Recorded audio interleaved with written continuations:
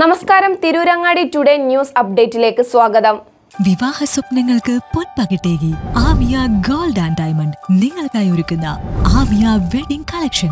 എല്ലാ സ്വർണ്ണാഭരണങ്ങളും വിലയുടെ 10% കൊടുത്ത് ബുക്ക് ചെയ്യാനുള്ള അവസരം. ലൈറ്റ് വെയ്റ്റ് ആഭരണങ്ങളുടെയും 18 ക്യാരറ്റ് ആഭരണങ്ങളുടെയും അതിവിപുലമായ കളക്ഷൻ. മികച്ച നിലവാരമുള്ള ഡയമണ്ട് കളക്ഷൻ വെറും 3000 രൂപ മുതൽ. കൂടാതെ പണിക്കൂലി 2.9% മുതൽ നൽകിക്കൊണ്ട് ആമിയ ഗോൾഡ് നിങ്ങളെ സ്വാഗതം ചെയ്യുന്നു. നിങ്ങളുടെ സ്വപ്ന വിവാഹത്തിന്റെ പുത്തൻ പങ്കാളി Amiya gold and diamond, bypass road, Chemmad. വാർത്തകൾ വിശദമായി. കരിപ്പൂർ വിമാനത്താവളം വഴിയുള്ള കൂടിയ ഹജ്ജ് നിരക്കിനെ ന്യായീകരിക്കുവാൻ അധികൃതർ നിരത്തിയ വാദങ്ങളെല്ലാം പൊളിഞ്ഞു. ഇതോടെ ഹജ്ജ് എംബാർക്കേഷൻ പോയിന്റ് പട്ടികയിൽ നിന്ന് കോഴിക്കോടിനെ വെട്ടാൻ ആസൂത്രിത നീക്കം നടത്തുന്നുവെന്ന ആരോപണത്തിന് ഫലമേറി. റസ വിപുലീകരണ പ്രവർത്തനങ്ങൾ നടക്കുന്നതിനാൽ കരിപ്പൂരിൽ വലിയ വിമാനങ്ങളുടെ സർവീസ് സാധ്യമല്ലെന്നായിരുന്നു നിരക്ക് വർധനയ്ക്ക് നിരത്തിയിരുന്ന ഒരു ന്യായം. കഴിഞ്ഞ ദിവസം ഹജ്ജ് വിമാന ഷെഡ്യൂൾ പ്രഖ്യാപിച്ചപ്പോൾ കോഴിക്കോട് നിന്നും കണ്ണൂരിൽ നിന്നും പുറപ്പെടുന്നത് ഒരേ ശ്രേണിയിലുള്ള വിമാനങ്ങൾ. നടപടികൾ പൂർത്തിയായപ്പോൾ 106 സീറ്റുകൾ കോഴിക്കോട്ടും 50 എണ്ണം കണ്ണൂരിലും ആവശ്യമായി വന്നു. രണ്ടിടത്തെയും യാത്രക്കാർക്കായി അധിക വിമാനം അനുവദിച്ചത് കണ്ണൂരിൽ നിന്ന്. ഇതോടെയാണ് കരിപ്പൂരുമായി ബന്ധപ്പെട്ട് നിരത്തിയിരുന്ന ന്യായീകരണങ്ങളുടെ പൊള്ളത്തരം വെളിച്ചത്തായത്. കരിപ്പൂർ വിമാനത്താവളം വഴി ഹജ്ജിന് പോകുന്നവർക്ക് 1,35,828 രൂപയും കണ്ണൂർ വഴി പോകുന്നവർക്ക് 94,248 രൂപയുമാണ് വിമാന ടിക്കറ്റ് നിരക്ക്. വ്യത്യാസമാകട്ടെ 41,580 രൂപയും. വലിയ വിമാനം ഇല്ലാത്തതും കൂടുതൽ തീർത്ഥാടകരെ കൊണ്ടുപോകാൻ പറ്റാത്തതുമായിരുന്നു നിരക്ക് വ്യത്യാസത്തിന് അധികൃതരുടെ ന്യായീകരണം. ഇപ്പോൾ രണ്ടിടത്തു നിന്നും സർവീസ് നടത്തുന്നത് ഒരേ വിമാന കമ്പനിയും ഒരേ തരം വിമാനങ്ങളുമാണ്. മാത്രവുമല്ല, കണ്ണൂരിൽ നിന്ന് ഉള്ളതിലേറെ തീർത്ഥാടകരുള്ളത് കരിപ്പൂരിൽ നിന്നാണ്. കരിപ്പൂരിൽ നിന്ന് 5,386ഉം കണ്ണൂരിൽ നിന്ന് 4,680 തീർത്ഥാടകരുമാണ് ഉള്ളത്. നിരക്ക് വർധനയിൽ മാറ്റം വരുത്താനായില്ലെങ്കിൽ വിമാനത്താവളം മാറ്റിത്തരൂ എന്ന് ആവശ്യപ്പെട്ട് 3000-ലേറെ പേർ സംസ്ഥാന ഹജ്ജ് കമ്മിറ്റിക്ക് അപേക്ഷ നൽകിയെങ്കിലും നടപടി ഉണ്ടായില്ല. പിന്നീട് വിമാനത്തിൽ സീറ്റുകൾ ബാക്കിയായപ്പോൾ കണ്ണൂര് രണ്ടാം ഓപ്ഷനായി തെരഞ്ഞെടുത്ത 516 പേർക്ക് മാത്രമാണ് അവസരം നൽകിയത്. നടപടികൾ പൂർത്തിയായപ്പോൾ 106 സീറ്റുകൾ കരിപ്പൂരിലും 50 സീറ്റുകൾ കണ്ണൂരിലും ആവശ്യമായി വന്നു. ഇവർക്കായി വിമാനം ഏർപ്പെടുത്തിയത് കണ്ണൂരിൽ നിന്നാണ്. രണ്ടിടത്തു നിന്നും ഒരേ വിമാന കമ്പനിയാണെന്നും കണ്ണൂരിൽ നിന്നായാൽ തീർത്ഥാടകർക്ക് കുറച്ചു തുക നൽകിയാൽ പോരെയെന്നുമാണ് ഇതിന് അധികൃതരുടെ ന്യായീകരണം. അതേസമയം ഇത് കരിപ്പൂരിനെ തകർക്കുവാനുള്ള ശ്രമമാണെന്ന് പൊതുപ്രവർത്തകനായ അഷ്റഫ് കളത്തിങ്ങൽപ്പാറ ആരോപിച്ചു. എല്ലാ മേഖലയിലും ലാഭകരമായി പ്രവർത്തിക്കുന്നതും കൂടുതൽ പ്രവാസികൾ ആശ്രയിക്കുന്നതുമായ കരിപ്പൂർ വിമാനത്താവളത്തെ തകർക്കുവാനുള്ള ശ്രമമാണ് നടക്കുന്നതെന്ന് അദ്ദേഹം പറഞ്ഞു. കരിപ്പൂർ വിമാനത്താവളത്തെ തകർക്കാനുള്ള ശ്രമങ്ങൾ കാലങ്ങളായി നടന്നുകൊണ്ടിരിക്കുന്നതാണ്.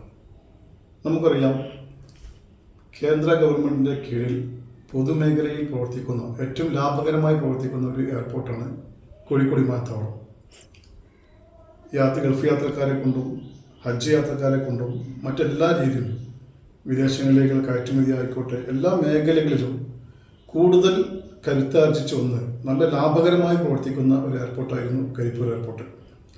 എന്നാൽ ഈ അടുത്ത കാലത്ത് കേന്ദ്ര ഗവൺമെൻറ് ആയിക്കോട്ടെ, സംസ്ഥാന ഗവൺമെൻറ് ആയിക്കോട്ടെ, കരിപ്പൂരിനെ എങ്ങനെയെല്ലാം തകർക്കാൻ പറ്റുമോ എന്നുള്ള ശ്രമത്തിലാണ്. എല്ലാ രീതിയിലും ഇപ്പോൾ സംസ്ഥാന ഗവൺമെൻറ്റിൻ്റെ ബഡ്ജറ്റ് അവതരിപ്പിച്ചപ്പോൾ കരിപ്പൂരിലേക്ക് വിഹിതമില്ല, കണ്ണൂരിലേക്ക് വിഹിതമുണ്ട്, കൊച്ചിയിലേക്ക് കൂടുതൽ വിഹിതമുണ്ട്. അതുപോലെ തന്നെ കേന്ദ്ര ഗവൺമെൻറ് നടപ്പിലാക്കുന്ന പദ്ധതികൾ ഏതെല്ലാം രീതിയിൽ എങ്ങനെയൊക്കെ കരിപ്പൂരിനെ താഴ്ത്താൻ പറ്റുമോ ആ രീതിയിലൊക്കെ കേന്ദ്ര ഗവൺമെൻറ് ശ്രമിച്ചുകൊണ്ടിരിക്കുന്നു. നമുക്കറിയാം, സിവിൽ വ്യോമയാന വകുപ്പ് വലിയ വിമാനങ്ങൾക്ക് അനുമതി നിഷേധിച്ചിരിക്കുകയാണ്. അതുപോലെ തന്നെ കരിപ്പൂരിൽ നിന്നുള്ള ഹജ്ജ് യാത്രക്കാർക്ക് അമിതമായ ടിക്കറ്റ് ചാർജാണ് ഏർപ്പെടുത്തിയിരിക്കുന്നത്. കോഴിക്കോട്ടിൽ നിന്നും കണ്ണൂരിൽ നിന്നും എയർ ഇന്ത്യ സർവീസ് നടത്തുമ്പോൾ ഹാജിമാർക്ക് 41,000 രൂപ കരിപ്പൂരിൽ നിന്ന് അധികമായി ഈടാക്കുന്നൊരവസ്ഥാവിശേഷം. അത് സത്യത്തിൽ കരിപ്പൂരിൽ നിന്നുള്ള ഹജ്ജ് എംബാർക്കേഷൻ പോയിന്റ് നഷ്ടപ്പെടുത്താനുള്ള രീതിയിലേക്കാണ് ആസൂത്രണം ചെയ്യുന്നത്. ഹജ്ജ് യാത്രക്കാരെ സംബന്ധിച്ചിടത്തോളം ഏറ്റവും വലിയൊരു സാമ്പത്തിക ബാധ്യത കോഴിക്കോട് നിന്ന് പോകുമ്പോൾ ഇപ്പോൾ ഉണ്ടായിക്കൊണ്ടിരിക്കുകയാണ്. 1,35,000 ചില്ലറ രൂപ കോഴിക്കോട്ട് നിന്ന് സൗദി അറേബ്യയിലേക്ക് ഹജ്ജ് യാത്രക്കാർക്ക് നൽകണം. മറിച്ച് കണ്ണൂരിൽ നിന്നാണെങ്കിൽ 94,000 സംതിങ് ആണ് കൊടുക്കേണ്ടത്. ഏകദേശം 41,000 രൂപയുടെ വ്യത്യാസം വരുന്നുണ്ട്. കോഴിക്കോട് മുമ്പ് ഹജ്ജ് എംബാർക്കേഷൻ പോയിന്റ് നിർത്തലാക്കിയിരുന്നു. അത് കൊച്ചി എയർപോർട്ടിൻ്റെയും കണ്ണൂർ ലോബിയുടെയും ഒക്കെ ശക്തമായ സമ്മർദ്ദത്തിൻ്റെ ഫലമായിരുന്നു അത്. വളരെയേറെ സമരങ്ങളും പ്രക്ഷോഭങ്ങളും ഒക്കെ നടത്തിയതിൻ്റെ അടിസ്ഥാനത്തിൽ കോഴിക്കോട് വീണ്ടും ഹജ്ജ് എംബാർക്കേഷൻ പോയിന്റ് തിരിച്ചു വന്നു.